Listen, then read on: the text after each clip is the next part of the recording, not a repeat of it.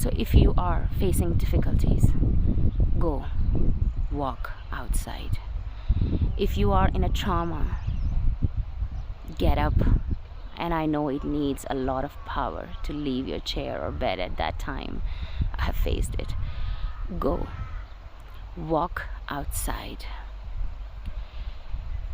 If you are facing a brain fog, simple, go walk outside. It's very important that you walk outside. That's why people tell it again and again. We as a human being not supposed to live indoor. We are supposed to live outdoor. God created this beautiful nature for you. So go and explore it. It's important, believe me. It is.